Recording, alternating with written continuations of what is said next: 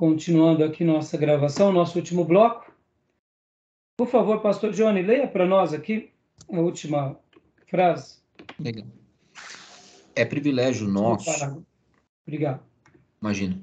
É privilégio nosso, pelo ensino que transmitimos, mudar vidas hoje imaturas e aparentemente insignificantes e desenvolvê-las em caracteres marcantes e notáveis.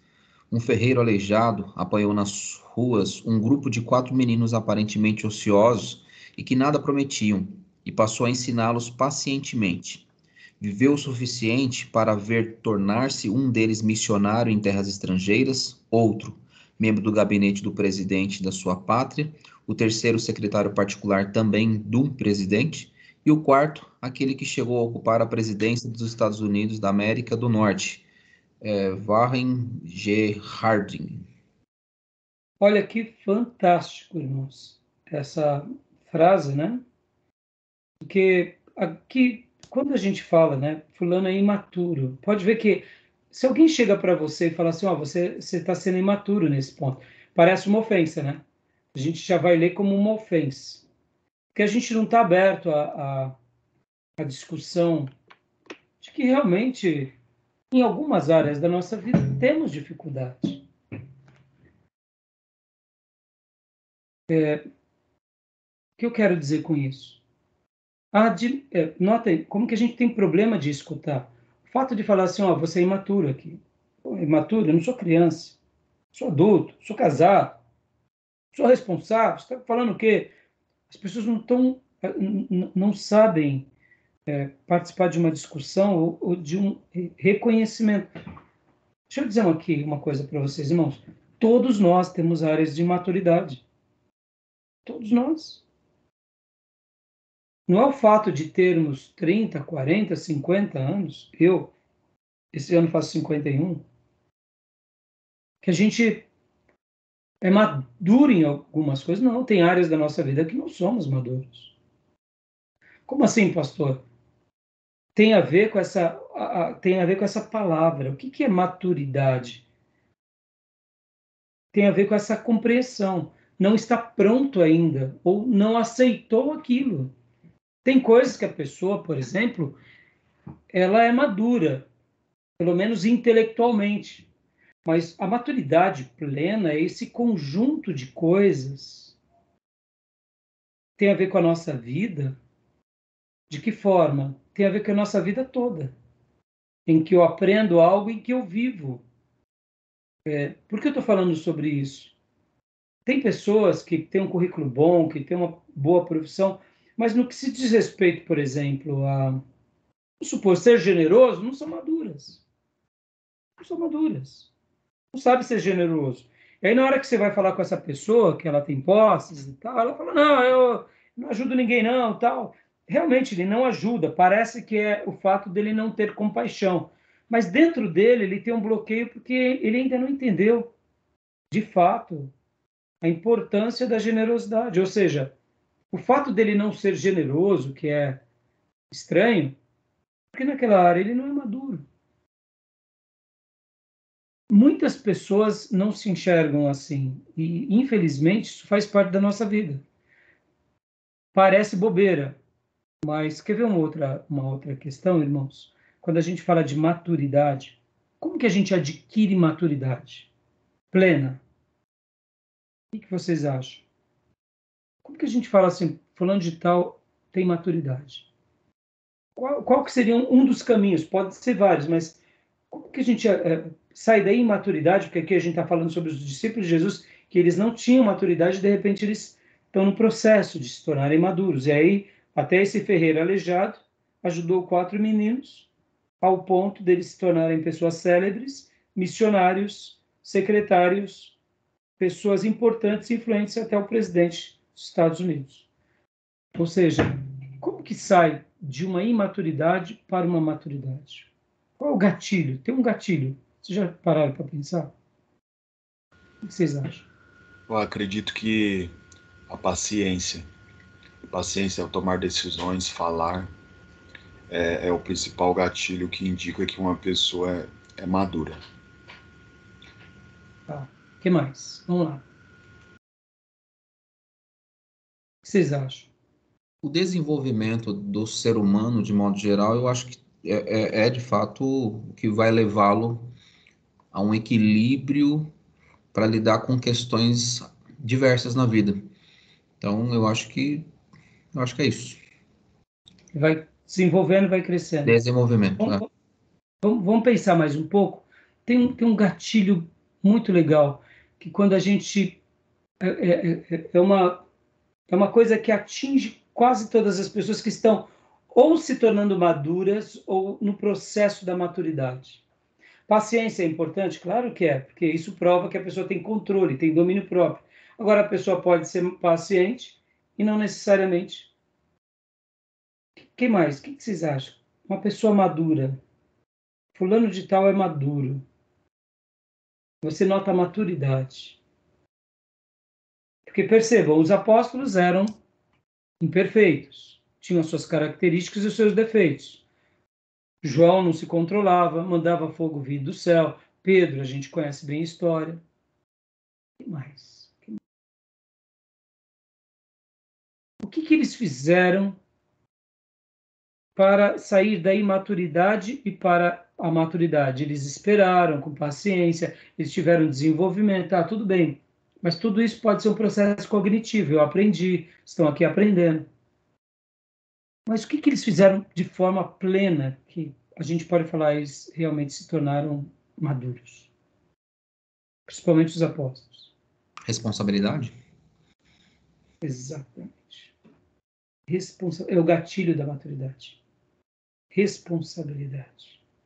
Percebam, é uma pessoa que está no processo de sair da imaturidade para a maturidade, quer dizer que ela se torna, ela assume uma responsabilidade. Não quer dizer que ele vai acertar em tudo, como os apóstolos. Pode ver que é um processo.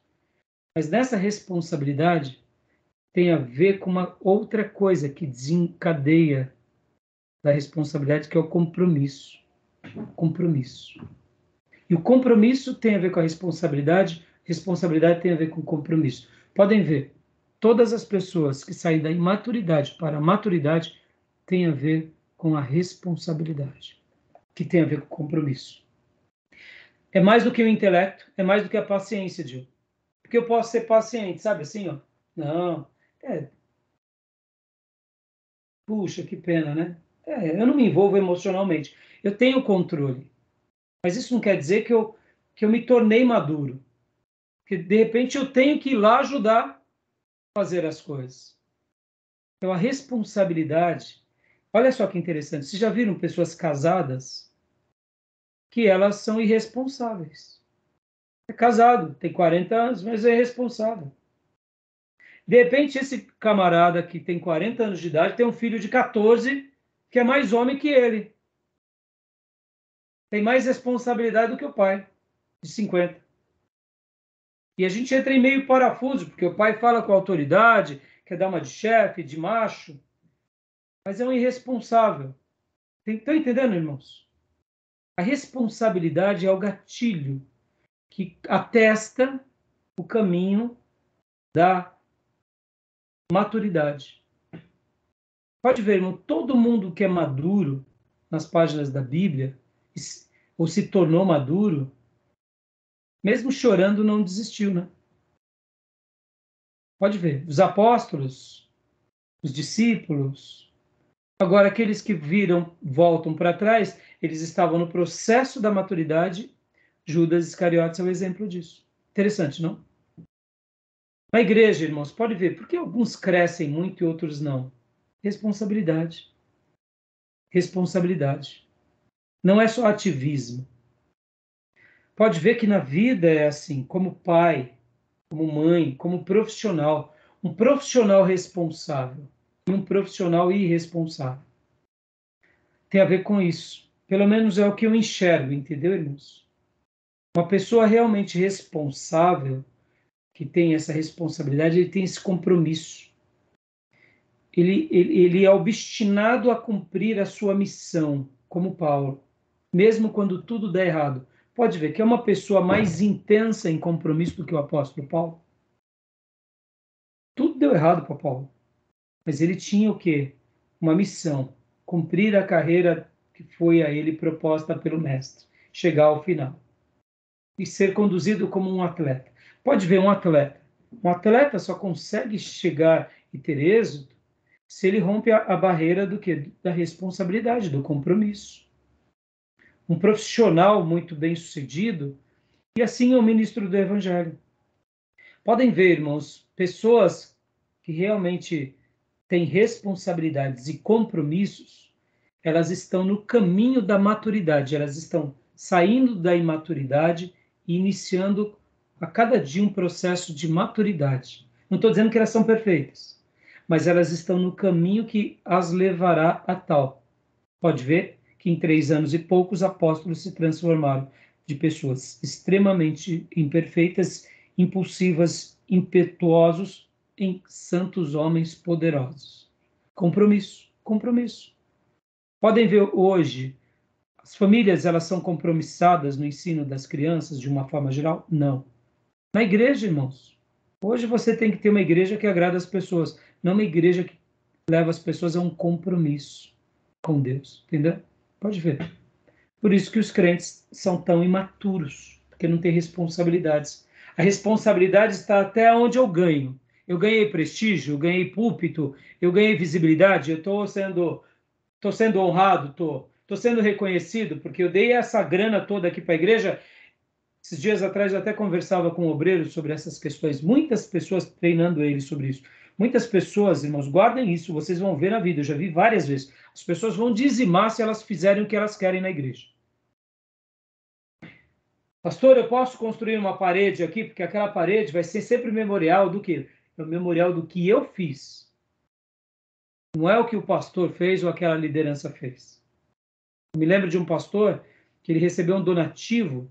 Ele é um pastor que tinha uma igreja muito grande, e logo na porta principal tinha um estacionamento. Ó, a igreja tinha uma área gigante, com um lago, com estacionamento e tudo. E logo na porta de entrada, um irmão muito rico falou assim: eu quero pôr aqui um chafariz, pastor.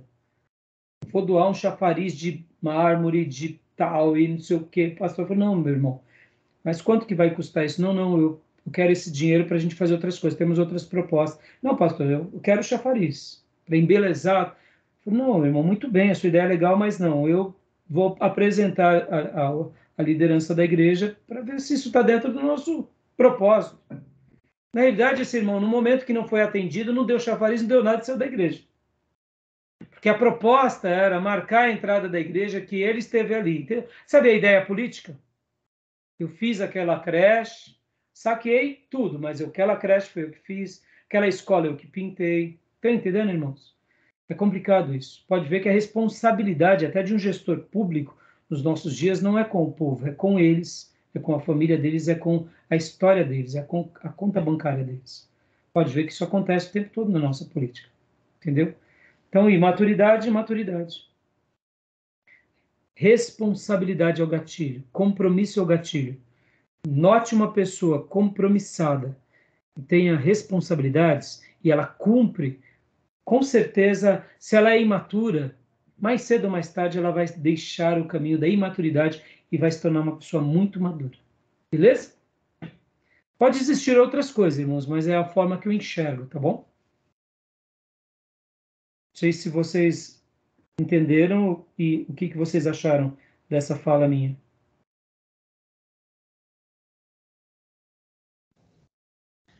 Eu acredito nisso também.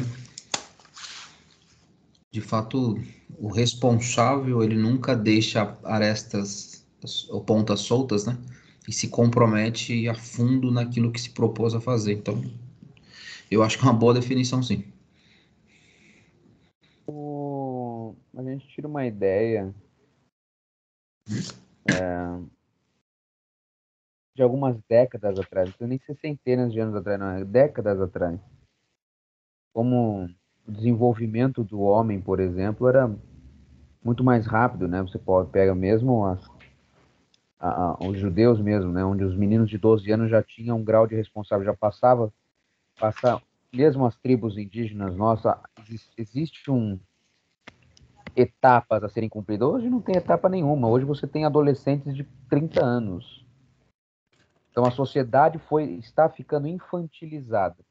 Ou seja, você tira a responsabilidade de todos para deixar a responsabilidade para um só. Deixa que eu faço por você. Continue sendo aí infantil, irresponsável, porque aqui o sistema vai moldando conforme a gente quer. Quando no Evangelho a gente é ensinado desde cedo a tomar a responsabilidade das coisas, né? Então, Isso aí. sempre é inversão de valores, né? Sempre é inversão de Sempre valores. sutilmente, né, filho? Sutilmente. Hoje está escancarado, eu digo. Pode ver, hoje adultos, e pode ver essa questão dos valores, né? Adultos que não têm responsabilidade com nada, né? É terrível. Bom, beleza, meus irmãos. Quer falar de alguma coisa?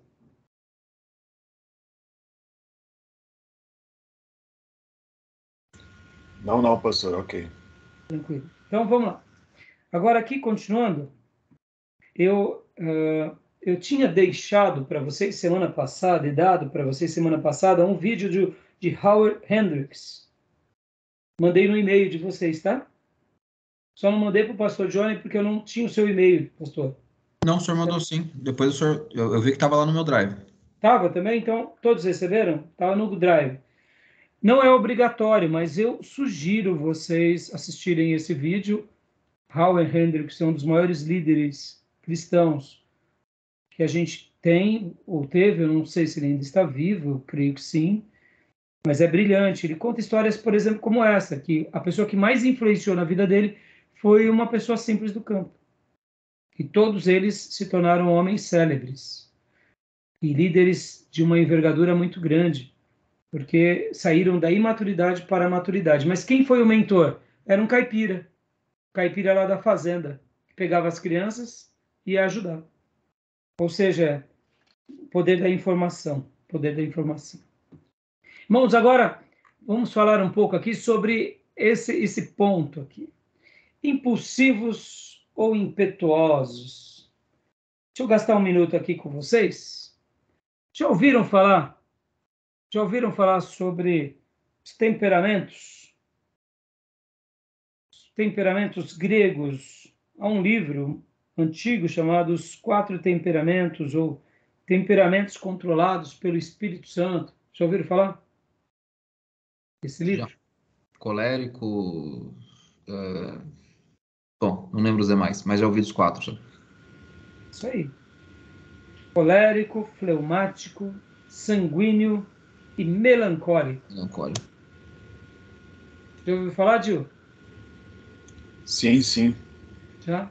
Já leram esse livro? Não.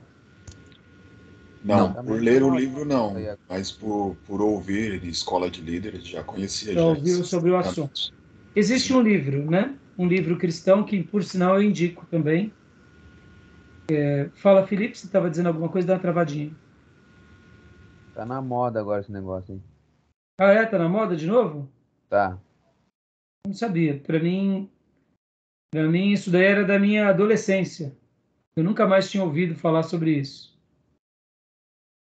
Mas, assim, o pensamento com aqui, impulsivos ou impetuosos, isso tem a ver com o perfil e o estilo pessoal de cada um, tá, meus irmãos?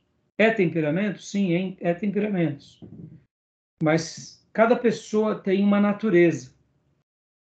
E essa ideia dos temperamentos, ela nasce, na realidade, pode ver que na nossa cultura brasileira, nós temos o vínculo dos horóscopos. Por exemplo, que signo é vocês aí, meus irmãos? Você que, como crente, a gente abomina isso, né? E eu abomino também. Mas, em vez de quando alguém chega e fala assim, qual é o seu signo? Aí a gente diz, é o leão da tribo de Judá. Ajudar, isso aí. Mas, assim, tínhamos um signo, né? Seguíamos eu, pelo menos, eu gostava de ver isso. Não colocava muita fé, porque sempre tem aquelas variantes, né? Então sempre vai dar certo em alguma coisa. Mas, assim, você há de convir comigo que ah, existem personalidades, existem perfis. E entre os gregos, eles chegaram a uma conclusão que as pessoas elas estão, pelo menos, em 4 tipos de temperamento. ou elas são sanguíneas, coléricas, fleumáticos ou melancólicos. E quando a gente pensa um pouco sobre isso, realmente tem a ver. As pessoas, elas tendem mais para uma área. Elas tendem... Isso não quer dizer que elas não possam ter duas linguagens de temperamentos, mas elas pendem mais para um tipo de temperamento. Sanguíneo, segundo os temperamentos, é aquele que é literalmente, como o nome já diz, pavio é curto, ou pelo menos é impelido pelas coisas das paixões, é mais emotivo, ele é mais, não digo pavio curto, né? Ele é mais dado à paixão, ele é mais emotivo na sua essência, ele é sanguíneo, ele chora, ele se emociona, ele se entrega. Já o colérico é como o nome diz, né, de cólera, ele é o pavio curto mesmo, explode fácil, responde a toco, não tem aquela paciência que você disse há pouco, sabe? Fala demais, é impetuoso demais. O fleumático já tem a ver com essa pessoa mais reflexiva, analítica, pondera tudo. E o melancólico tem a ver também com essa pessoa mais introspectiva, introjeta tudo para dentro de si e ninguém consegue discernir o que ele passa, o que ele nota. É notável, é notório as pessoas sanguíneas e coléricas, as fleumáticas e melancólicas, a gente não sabe distinguir se ela é colérica, se ela é fleumática, se ela é melancólica, porque elas são mais passivas. Elas não têm uma reação direta. Já o sanguíneo e o colérico, você já sabe. Por exemplo, a gente vê que Pedro estava dentro dessa categoria. Ser assim, pode ver que ele é impetuoso. Jesus fala, ele já faz. Pergunta, ele tenta, arranca a orelha, né? Então, essa questão ela é bem interessante para a gente aprender um pouco e para a gente aprender até a lidar com as pessoas. Dentro desse contexto, irmãos, pode parecer bobeira, mas os alunos de Jesus vão ser assim. Os alunos de Jesus vão ter essas características e a gente precisa de aprender a lidar. Querem comentar alguma coisa sobre isso?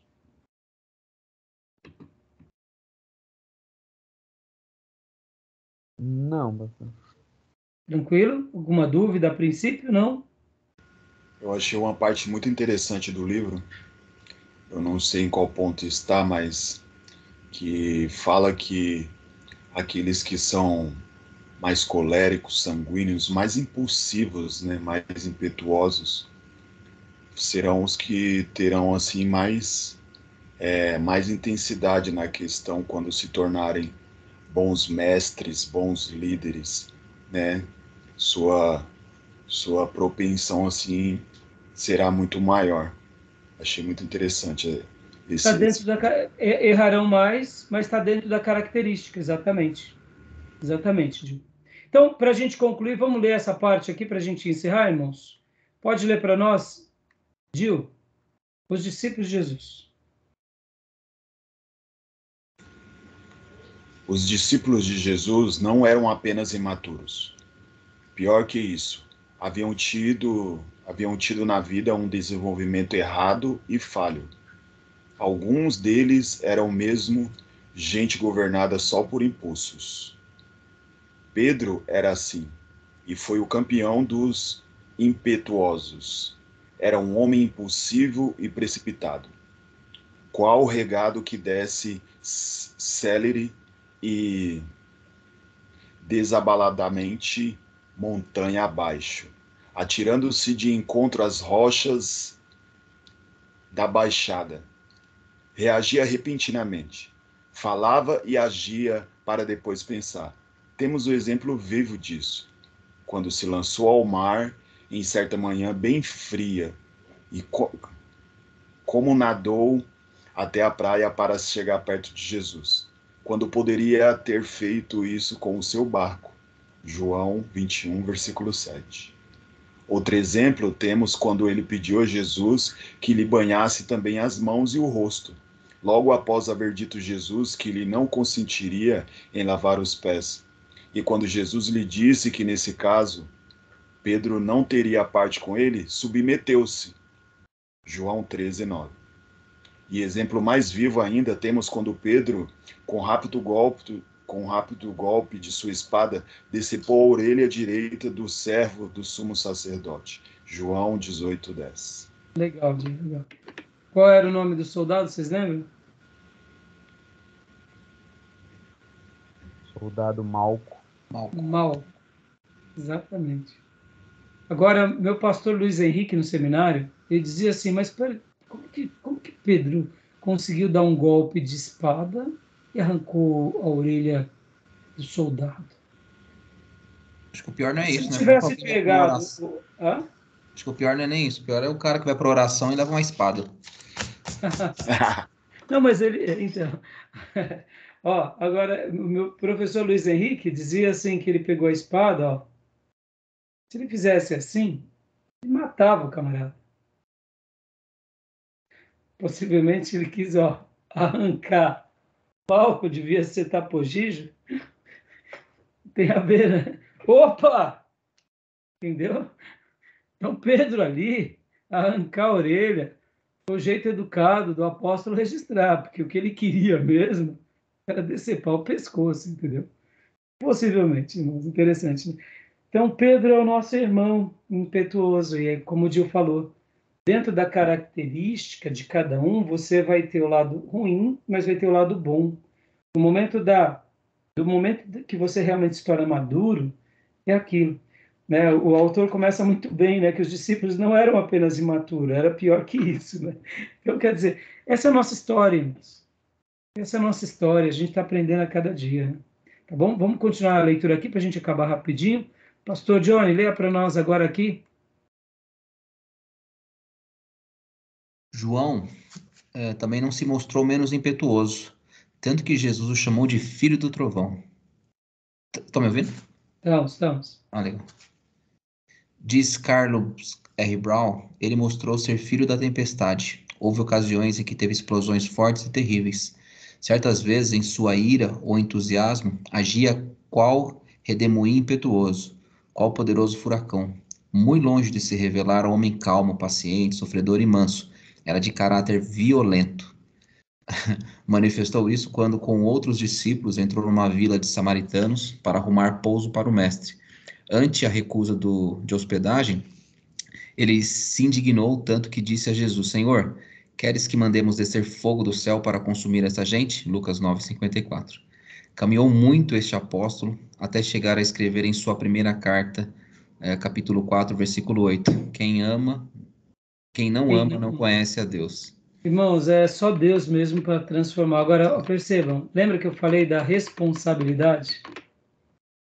João é o grande exemplo de alguém que é filho do trovão e torna-se apóstolo do amor.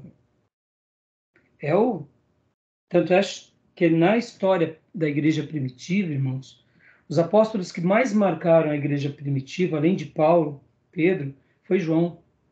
Pela longa duração dos seus anos de vida, sim, mas pela mensagem.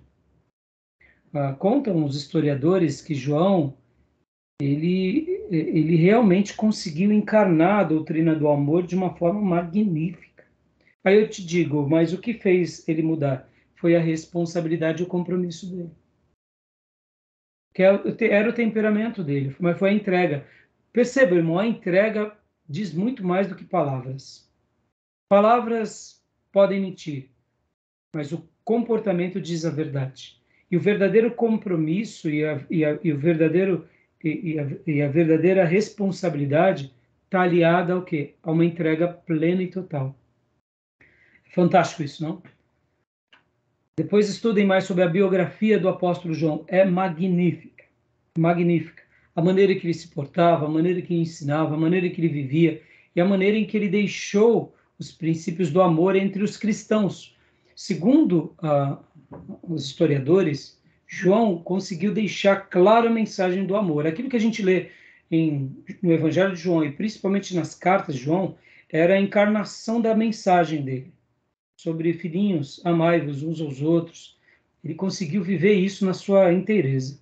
Então, somente alguém que realmente continuou sendo trilhado, moldado, lapidado nesse caminho, que é o caminho da maturidade. Né?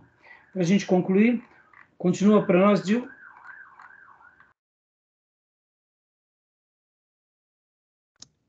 Eu ou o Gil, pastor? Pode ser, pode ser. Tá. Outros que não pertenciam ao círculo íntimo de Jesus mostravam-se igualmente impulsivos. Simão, chamado Zelote, como este apelido indica, pertencia ao partido político muitíssimo radical, afirma Brown. Podia ele ser vantagem ou desvantagem. Era como vapor em alta pressão, que pode levar de encontro aos arrecifes qualquer barco sem piloto, ou queimar seus passageiros, causando-lhe a morte. Fosse ele pessoalmente radical ou não, o fato é que pelo menos pertencia a um grupo revolucionário quando Jesus o chamou para segui-lo.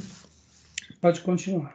João Batista, por sua vez, era também homem de temperamento forte. Não nos parece de início um moderado conservador, quando surge de seus jejuns e se movimenta de cá para lá a pregar o evangelho do arrependimento a uma geração má e perversa. Apareceu ele com os olhos flamejantes e apresenta sua formidável mensagem. De linguagem escaldante, despertava e abalava as consciências mais empedernidas. Tinha ele o temperamento dos reformadores. O próprio Mateus não se mostrava também muito conservador. Não. Diz no caso de T.R. Glover, o publicano do grupo era também do mesmo tipo, mostrava-se pronto a deixar seus afazeres e os seus costumes de família, revelando também natureza impulsiva e coração quente. Aqui falando um pouquinho de João Batista, né? Não sei se vocês já notaram que naquelas Bíblias infantis, geralmente João Batista é uma pessoa sisuda, barbuda, gorda, que nem um leão de chácara, tal. E assim, a mensagem dele era rústica, sentido simples de falar, né? Até um pouco anormal.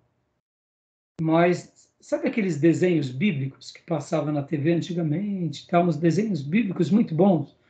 Eu acredito que a fisionomia de João Batista era mais para aquilo, viu?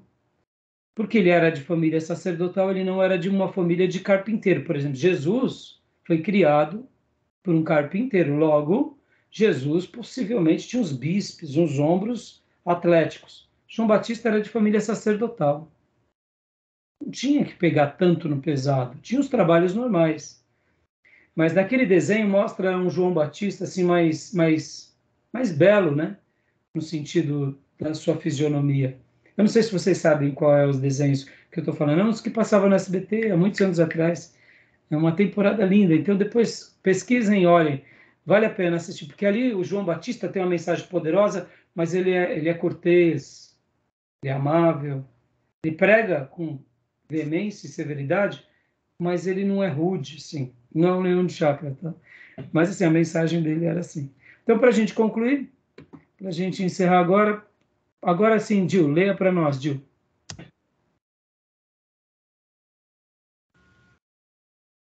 Era tão impetuoso o caráter daqueles discípulos e doutros mais que Jesus sempre lhes frisava que deviam pesar bem as coisas antes de agir. Eram neles traços tão salientes que se alguém os propusesse para o pastorado de alguma igreja importante de nossos dias, esta se veria na necessidade de impor-lhes algumas condições. Lembremo-nos, no entanto, de que dantes como agora não são os conservadores, os intelectuais com os calmos, e sim os agressivos e os aventureiros e os destemidos que fazem proteger mais a obra do reino de Deus. Que fazem progredir. Progredir, exatamente. O aluno que nos dá mais trabalho para conter e orientar é o mesmo para disciplinar. Pode ser justamente aquele que mais conseguirá na vida. podemos agradecer a Deus pelos homens impulsivos e quando sabiamente orientados.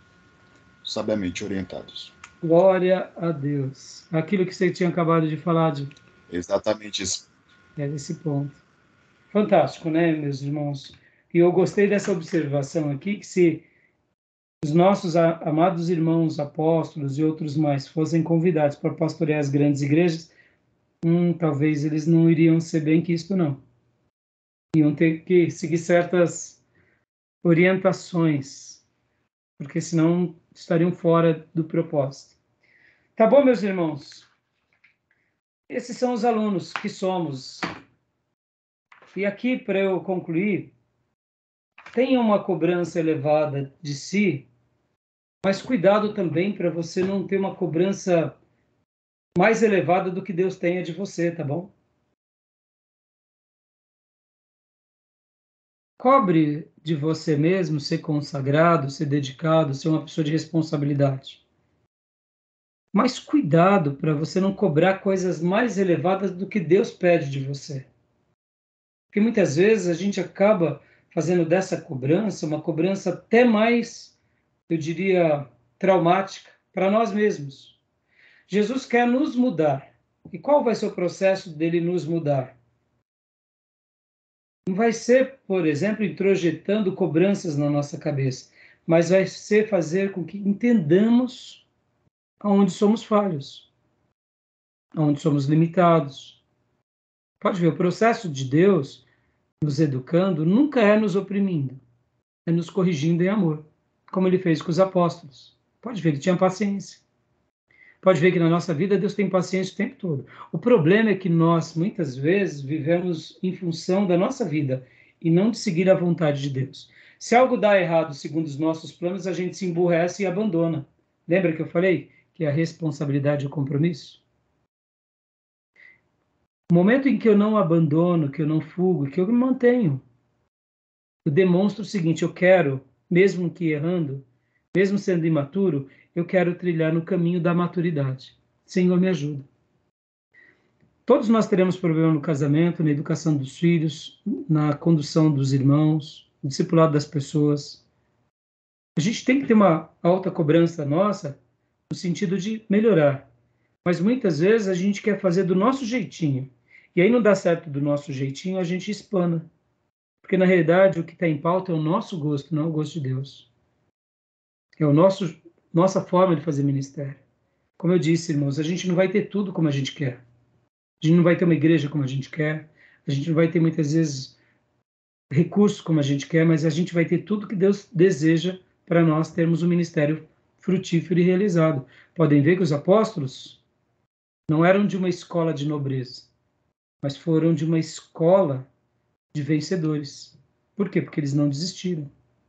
Eles se mantiveram como? Com responsabilidade e com compromisso, carregando a sua cruz, ouvindo do mestre.